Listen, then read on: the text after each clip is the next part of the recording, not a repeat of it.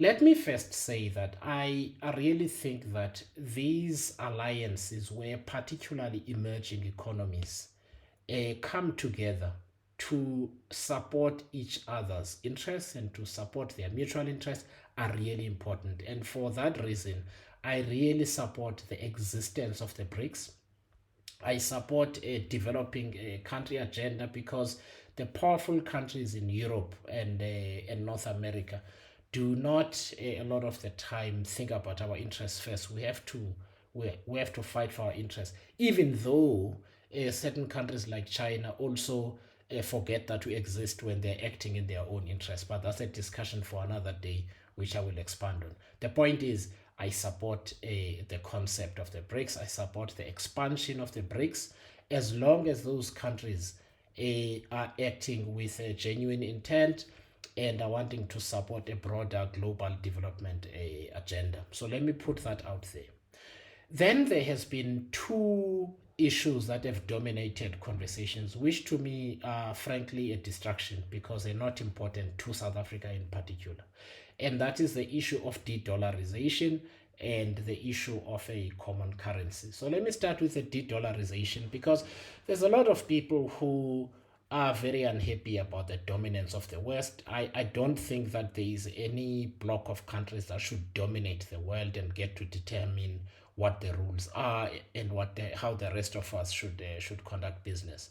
But that said, the choice to use the dollar or not is not something that should be a priority for South Africa. And I will use the Sunday Times as an example, just to demonstrate how far down the list of important things they are. So, in this past weekend, Sunday Times, Stembiso Msomi, the editor, writes about something we all know happens, and that is the tendency to use inkabi in South Africa, assassins, hitmen that are hired in Gauteng, in KZN, and other parts of the country to kill political opponents, to kill business rivals, and so on. In fact, at exactly the same time that the BRICS summit was taking place, there was a businessman who was shot in broad daylight in front of a coffee shop in Rustenburg while he was busy on his phone. So we've become used to this.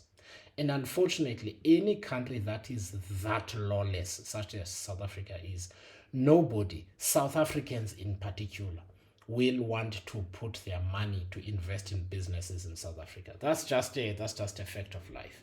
I come from the King Sabata Dalindyebo municipality, where Mqanduli, where I was born, and Mtata is where I went to school. Mtata is one of the crime capitals of South Africa. A business person is killed every now and again, usually by assassins, as Tembiso Msomi was saying. So crime is rife. There is a lot of stabbing and other forms of crime, drug abuse, extortion gangs, the so-called business forums, and so on. So South Africa is lawless. And until we solve that problem, we are not going to get the level of investment that we are looking for in South Africa. That's just a fact. So we have to fix that problem, among others. And then in the same newspaper, in the Sunday Times, was a really good report on an interview done by Sam Kokeli with the Director General of the National Treasury, Ishmael Momoniat, who's known as Momo. And Momo, they, in very typical diplomatic fashion, because senior public servants have to be, he says that we have not done well in the fight against corruption. We have not sorted out governance. Load shedding is a serious problem. And crucially, the government is running out of money, at least in as far as its ability to cover South Africa's most pressing needs. Why is that?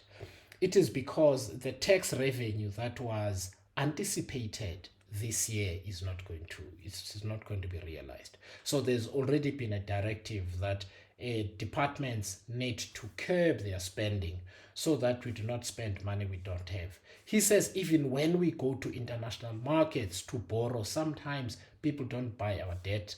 And because we are already in junk status, the interest we pay on our debt is already too high. And the reason we are junk status is because we are not growing our economy. We've got a corruption problem, we've got a crime problem, etc., etc. And until we sort out all of these things, our economy is not going to get better. So ask me then, what does this have to do with de-dollarization and a common currency among the BRICS countries? What I'm trying to say is that there are people who appear to think that the BRICS is going to be the solution to all of our problems. That declaration at the BRICS and whatever other arrangements are there are meaningless if we don't sort out our story. The countries that have got their story sorted, like China, like India, and so on, are going to benefit from that arrangement. We will not. When money gets stolen here in South Africa by cadres who run municipalities, who run government departments, who run provinces, especially with an election coming up, when money gets stolen, it is not the job of the BRICS Bank or some other institution that supposedly has got endless and limitless loyalty to our corrupt politicians that is going to plug the gap. These international organizations do not work like that. They simply don't work like that. And so if we want to benefit from the BRICS, to benefit from our international trade arrangements, but also to grow our economy, we need to sort out our story here at home. And as far as that is concerned, we know that our government has failed. Our government continues to fail, and our government will continue to fail in the future because the ANC is a failure now.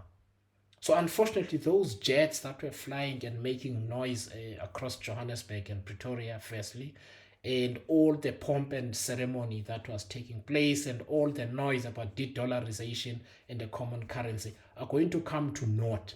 In fact, I'd like to talk a little bit about the common currency issue because it is really important that we understand how much of a distraction is. When your economy is collapsing and your state finances are collapsing, you lose your sovereignty. If the whole idea behind de-dollarization and all of these things was about sovereignty, then we've got the short end of the stick here in South Africa because you need robust finances, you need a strong economy to maintain your sovereignty. So that is the first thing.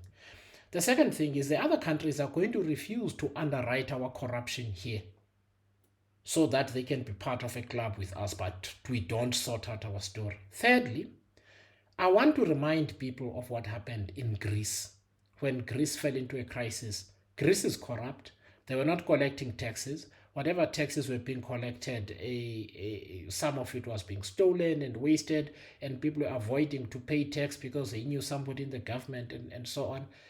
And eventually, Greece, which is part of the EU, was told by the European Union how to run its affairs. People could not withdraw as much money as they wanted in Greece because the European Union said they couldn't do that. They had a banking crisis. And I heard the Greek finance minister, the former Greek finance minister, making a lot of noise about how much of a bully Germany was. This is what happens in economies with a common currency. That's what happens because the countries that have got to carry the can are going to tell you how to run your affairs. So what am I saying? What I'm saying is if we want to be a valuable, respected member of these bodies, we need to sort out our business at home. And my view is it is not possible to do this under the ANC because South Africa is now a basket case. There are cases where people kill themselves and their kids because they are too hungry. And people are obsessed with de-dollarization and a common currency, which comes with many, many risks, including a common market. Because what that means is that firstly, you don't have a central bank that is independent anymore. So a BRICS central bank would have to be set up. And when it sets up interest rates and hikes interest rates and so on, it does so across the whole common currency area. If there are big problems in China and they need to hike interest rates, they would hike them here too. So it's important that we do not get distracted by fantasies when we have so many serious problems at home.